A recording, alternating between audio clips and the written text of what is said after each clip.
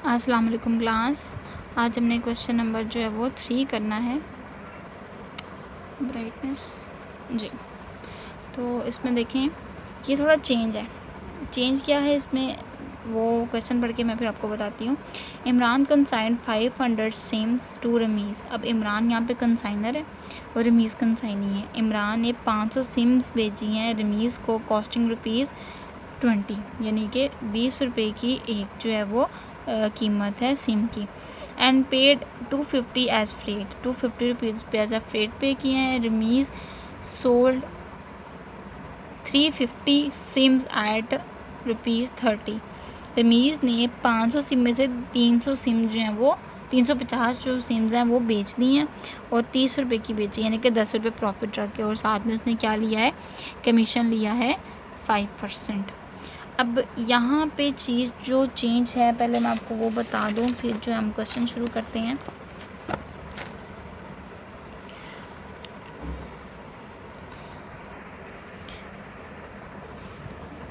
जी, अब देखिए ज़रा इसका क्या मतलब है।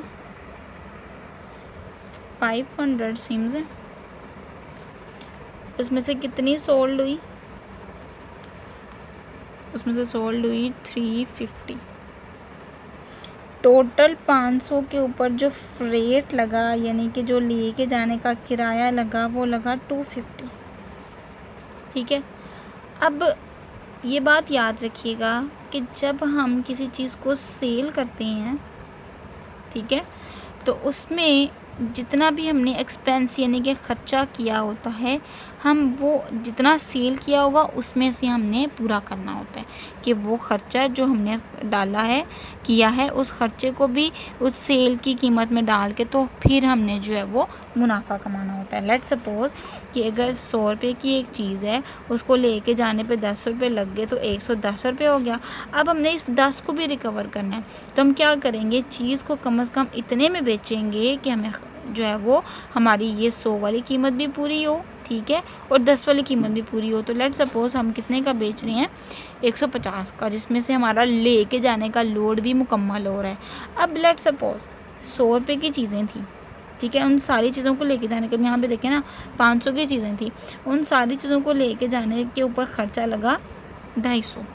अब इसके अंदर देखें, इसके अंदर ये जो 350 है,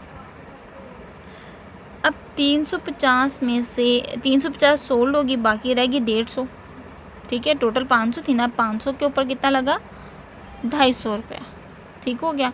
अब यानी कि इस टोटल 500 चीज़ों 500 सिम्स के ऊपर 250 रुपया लग गया। यहाँ तक बात क्लियर।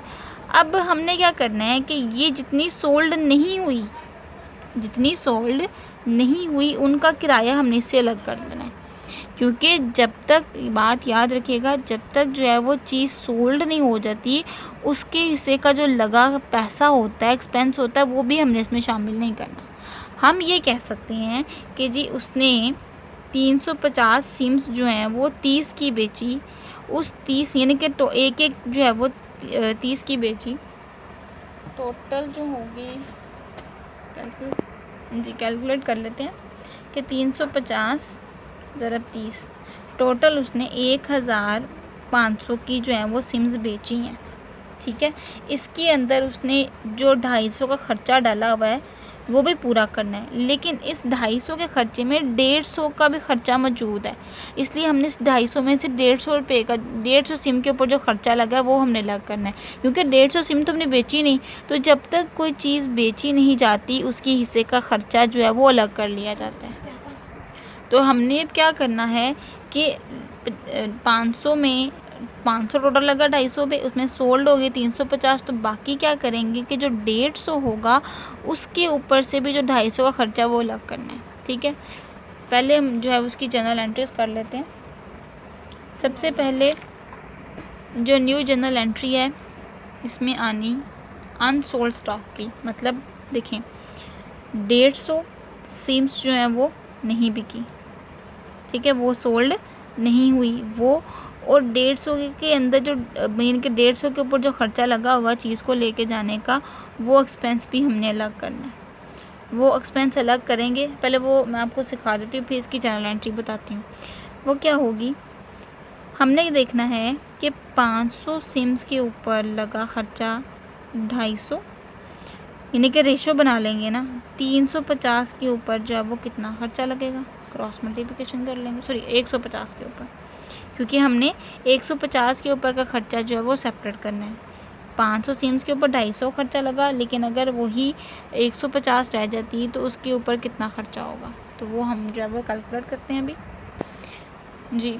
तो देखें क्या करेंगे, 500 ज़रब x, इसको सेपरेट कर लिया, 150 ज़रब 250, x इधर रहने देंगे, ठीक है। ये जिस तरह से आप 5 क्लास में क्वेश्चंस करते थे ना, वैसे ही क्वेश्चन है ये भी, इसे परेशान नहीं होना। अब क्या करना है हमने कि 150 को ज़रब देनी है 250 से,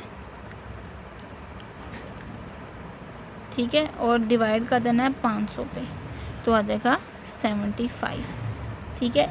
एक तरीका ये है, इसका दूसरा भी तरीका है, वो जब सिचुएशन चेंज होगी फिर वो तरीका भी सिखाऊंगी। तो आपने क्या करना है, सबसे पहले जितनी टोटल सिम्स होंगी वो, और उसके साथ जितना किराया लगा होगा वो, यानी कि जितनी चीज़ें होंगी उसका जितना किराया लगा होगा वो, और डिवाइड कर लेना जितने पे हमने मालूम करना है, वो साथ लिख देना x के। 500 के ऊपर 250 किराया था, अगर 150 होती तो कितना किराया होता जी। तो यहाँ पे आगे 75 रुपये, ठीक है। दूसरा तरीका भी मैं आपको बता देती हूँ कि 500 सिम्स थी, ठीक है, एक सिम की कीमत थी 20 रुपये, टोटल हो गया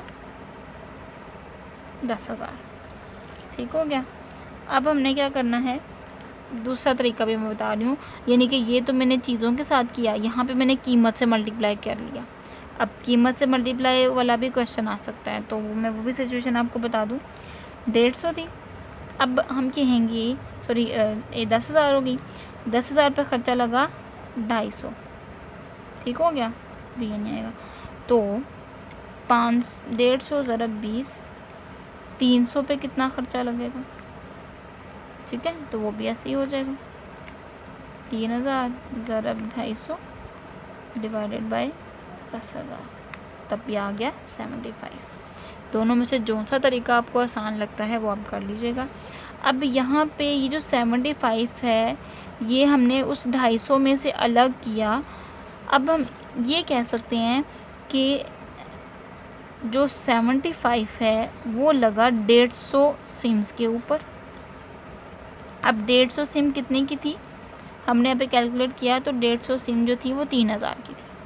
तो 3000 यानी कि हम कहेंगे कि 10,000 में से हमने 7,000 की जो है वो सेलिंग कर ली, ठीक है, 7,000 की चीज़ें बेच दी, बाकी रह गया 3000। 3000 में 75 जमा कर लेंगे तो 3075 हमारे पास आ जाएगा अनसोल्ड स्टॉक, यानी वो स्टॉक जो अभी तक सेल नहीं हुआ। इसकी एंट्री अब कुछ इस तरह से होगी कि हमने क्या करना है, अनसोल्ड स्टॉक को डेबिट करना है और कंसाइनमेंट को कर देना है क्रेडिट, ठीक है। ये हमारी जो है वो जनरल एंट्री होगी। दोबारा से मैं बात रिपीट कर रही हूँ कि हमने सबसे पहले वो चीज़ देखनी है जितनी की पहले कॉस्ट थी, उसके ऊपर कितना खर्चा लगा, वो बाद में हमने जो है वो उस खर्चे को लेना जो कि अभी, यानी कि उस चीज़ को लेना जो अभी सोल्ड नहीं हुई, वो नीचे रख के मल्टीप्लाई यानी कि एक्सपोज कर लेना, क्योंकि इधर का किराया हमने मालूम करना है। ये 6 क्लास में हमने क्वेश्चन किए होंगे जी, इधर एक मकदार है, ठीक है, तो इधर दूसरी मकदार है, तो एक मकदार की दूसरी मकदार से जो है हमने कंपेयर करके तो दूसरी मकदार की वैल्यू मालूम करनी है, ठीक है।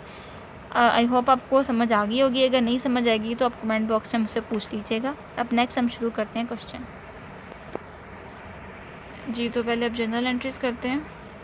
सबसे पहले तो कंसाइनमेंट सेल होने की एंट्री करनी है, हमने क्वेश्चन बना रहे थे मैं रफली इस तरह से।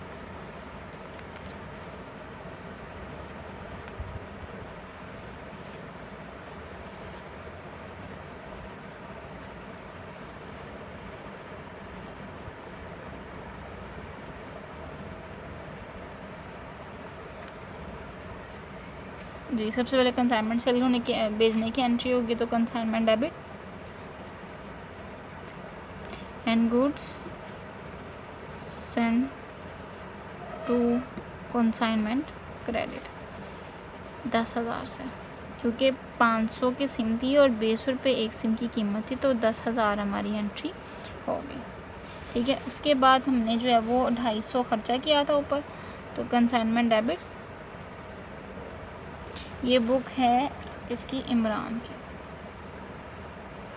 अब इमरान ने ख़र्चा किया है, कंसाइनर था, तो कंसाइनमेंट टू कैश हमारी एंट्री हो जाएगी 150 ख़र्चे की। ठीक है, दोबारा से मैं बुक से दिखा देती हूँ आपको। यहाँ पे 250 जो है वो कर दी खर्चे की, सॉरी 250 थी, 150 कह दिया। अब ये 250 होगी। उसके बाद रमीज़ ने 350 सिमें जो है वो बेच दी, कितने की? 30 रुपये की एक सिम बेची है। अब 350 मल्टीप्लाई बाई 30, तो 10,500 हमारे पास वैल्यू आ गई। तो हम यहाँ पे एंट्री कर देंगे रमीज़ टू कंसाइनमेंट।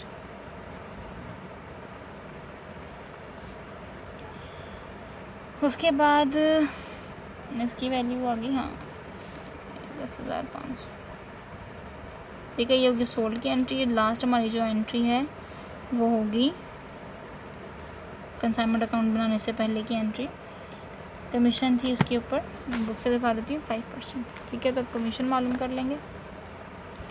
10,500 हमने जो है वो सेल की है, तो कमीशन जो है वो सेल के ऊपर कैलकुलेट होगी, मल्टीप्लाइड बाय 5% डिवाइडेड बाय 100, तो ये आ गया 525।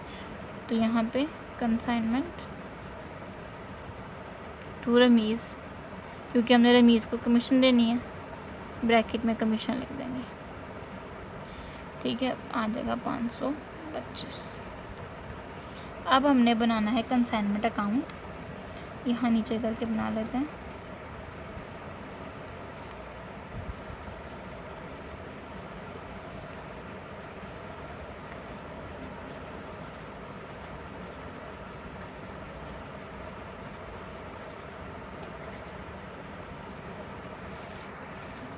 लास्ट एंट्री हमारी जो रह गई थी अनसोल्ड स्टॉक की, वो भी हम कर लेते हैं, फिर जो है वो क्वेश्चन शुरू करते हैं।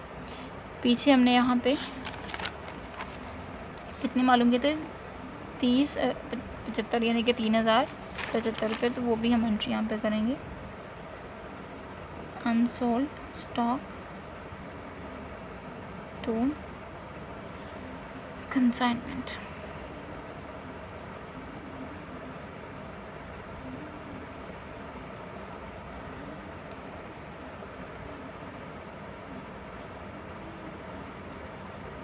ठीक हो गया। नेक्स्ट अब एंट्रीज देख लेते हैं। कंसाइनमेंट डेबिट हो रही है गुड्स एंड टू कंसाइनमेंट की वजह से,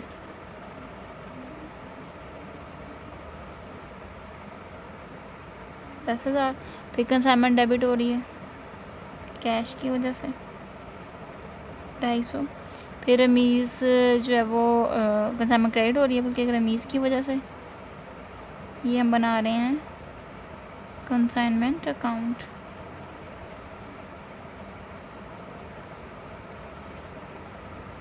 फिर हमारे पास कंसाइनमेंट डेबिट हो रही है रमीज़ की वजह से। फिर हम पे जो है वो कंसाइनमेंट क्रेडिट हो रही है अनसोल्ड स्टॉक, यानी वो स्टॉक जो भी सोल्ड नहीं हुआ, बेचा हमने अभी नहीं है, 700 और 3,075। अब जो है वो हमने क्या मालूम करना है? प्रॉफिट या लॉस में जो भी हुआ वो मालूम करेंगे। 10,500 जमा 3075 माइनस 10,000 माइनस 250 माइनस 525, तो हमारे पास 2800 जो है वो प्रॉफिट का आंसर आ गया। ठीक हो गया। प्रॉफिट हम यहाँ पे लिखेंगे। बड़ी रकम हमारी जो थी वो थी 13,575, इधर भी 13,575 वो लिख। अब प्रॉफिट हो रहा है डेबिट साइड पे, इसका मतलब consignment debit and profit and loss account credit. Last time जो हमने एंट्री करनी है इसकी।